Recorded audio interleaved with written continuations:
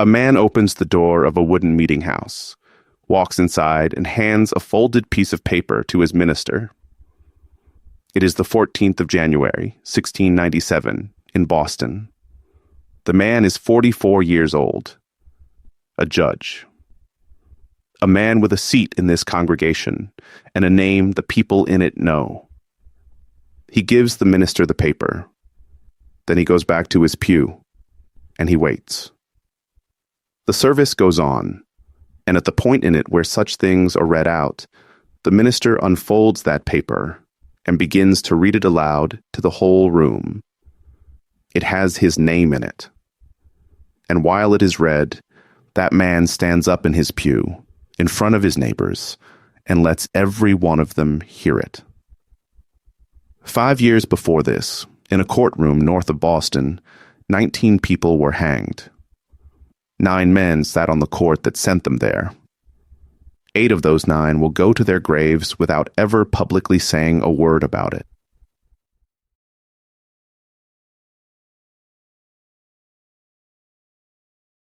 In 1692, Massachusetts Bay Colony convinced itself that the devil was working through its neighbors.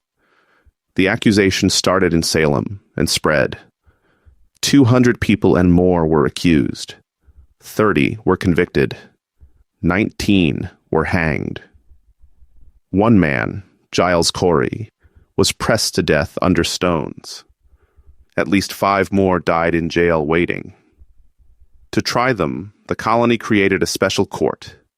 Its name was the Court of Oyer and Termine, Old Legal French, and it means, roughly, to hear and to determine. 9 judges, men of standing in the colony. At the head of it, a chief magistrate. And the court accepted a kind of proof that made it almost impossible to be innocent. It was called spectral evidence. The idea was that a witch could send out her specter, her shape, her apparition, to torment someone at a distance. So a girl in a courtroom could double over and cry out that a woman across the room was clawing at her, and be believed, even though nobody else in the building saw anything at all. The evidence was invisible by definition. The witness was the only person who could see it. And there was no way on earth for the accused to prove that a thing nobody saw had not happened. The jury acquitted one woman. The chief magistrate sent them back to reconsider. They came back with a conviction. She was hanged. That was the court, and one of the 9 men sitting on it was named Samuel Sewall.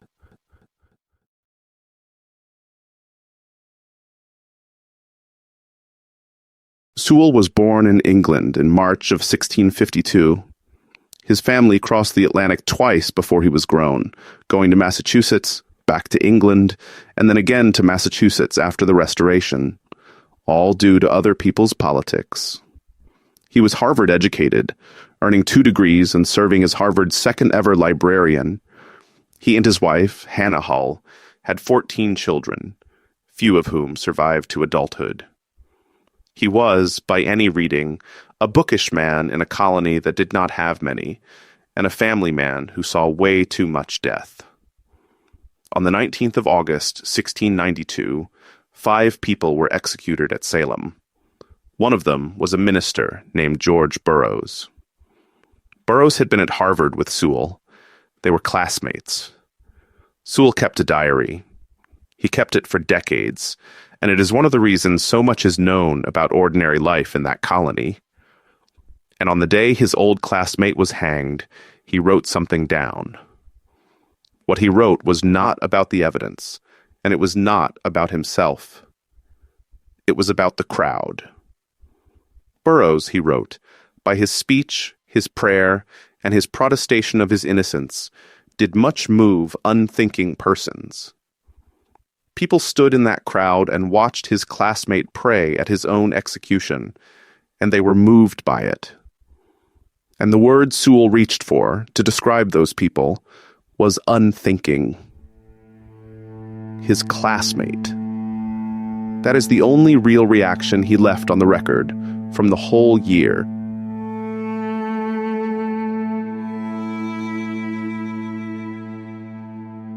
The panic ended without anybody admitting anything. In October of 1692, a bill was brought calling for a convocation of ministers to consider the proceedings. The special court was dissolved. The following year, the governor restricted spectral evidence outright, and nothing happened to anybody. The 19 stayed hanged. Giles Corey stayed dead under his stones. The convictions stood. And the 9 men who had sat in judgment went back to their lives.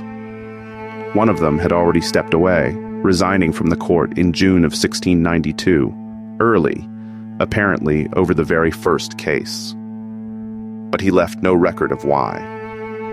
There was nothing in his hand explaining what he believed, no statement, no public accounting. Whatever moved him to walk away, he never said it out loud. He had doubts at the time. Sewall did not. As for the man at the head of the court, when the governor restricted spectral evidence in 1693, he was angry about it. Angry enough that he briefly walked off the bench in protest. Not protest at the hangings, protest at the restriction. He never admitted error in any record about any part of it. Sewall wrote nothing more of it in his diary. Anything that was happening inside him left no trace at all.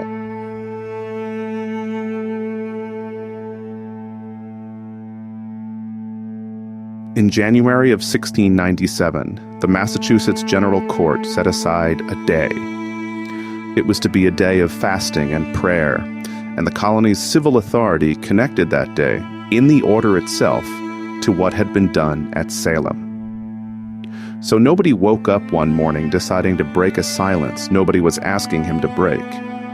The government had told the colony to spend that day repenting.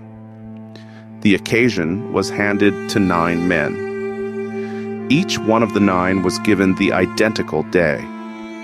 So when Sewall arrives at the meetinghouse of Boston's Third Church with a paper in his pocket, he knows how he is going to spend his. The meetinghouse is a plain building, put up the way the colony put up all of them. Unpainted board walls, clear glass in the windows, box pews with high sides, each one its own small wooden room, so that a family sits enclosed and half hidden from the family beside it. A gallery above. No heat of any kind anywhere in the building. And it is January in Boston. The cold inside a meetinghouse in January is the cold outside it. And somewhere in that cold room, in a pew he has sat in for years, a 44-year-old judge is waiting with a folded piece of paper to hand to his minister. It is a fast day, so nobody has eaten. The service is long. There are prayers. There is a psalm, sung slowly by a congregation sitting in coats and cloaks, their breath showing in front of their faces with every note. There are no instruments here, because instruments are not what these people came for. The man hands the minister the bill. The minister reads it out. It begins by saying that Samuel Sewall is sensible of the reiterated strokes of God upon himself and family. It does not say which strokes. It does not itemize them. That as to the guilt contracted upon the opening of the late commission of Oyer and Terminer at Salem, he is, upon many accounts, more concerned than any that he knows of, desires to take the blame and shame of it, asking pardon of men. To take the blame and shame of it, not to explain it, not to spread it across a panel of 9, not to point at the girls or the ministers or the invisible world or the fact that everybody thought so at the time. To take it. And as those words are being read, Samuel Sewall stands up in his pew in front of his neighbors and does not sit down.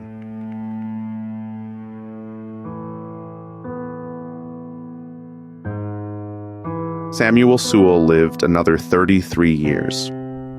He asked, on the record, for prayer, for fasting, and for reparations. Reparations, meaning that somebody ought to actually pay the families back. 19 families whose people had been hanged on evidence nobody could see. And then he did it again. 3 years after that January, he published a pamphlet called The Selling of Joseph. The Massachusetts Historical Society calls it the first anti-slavery tract published in New England. The first one. Nobody there had put it in print before him. And Sewall never said that one led to the other. Nowhere in the pamphlet, the confession, or the diary does he write that Salem is what turned him. In 1692, he called a crowd unthinking for mourning his classmate's execution. That was the only real reaction he left on the record from the whole year. 5 years later, he was the only one of the 9 men on that bench who ever apologized for it. And 3 years after that, he wrote the first anti-slavery tract in New England. Why he changed is something nobody knows. Maybe it was the children he lost, the strokes his own confession named and never itemized. Or maybe a boy who spent his childhood dragged across an ocean and back by other people's politics was simply tired in the end of acting on them. He died on the first day of January 1730 at 77. He is buried in Boston in the Granary Burying Ground. What he left behind is a colony that built a court on evidence only the accuser could see. It hanged 19 people. Then it dissolved the court, moved on, and asked nobody for anything. 5 years later, that same colony declared a day to be sorry on. And on that day, 8 of the 9 men who had sat on that bench fasted and prayed and said nothing. One of them stood up.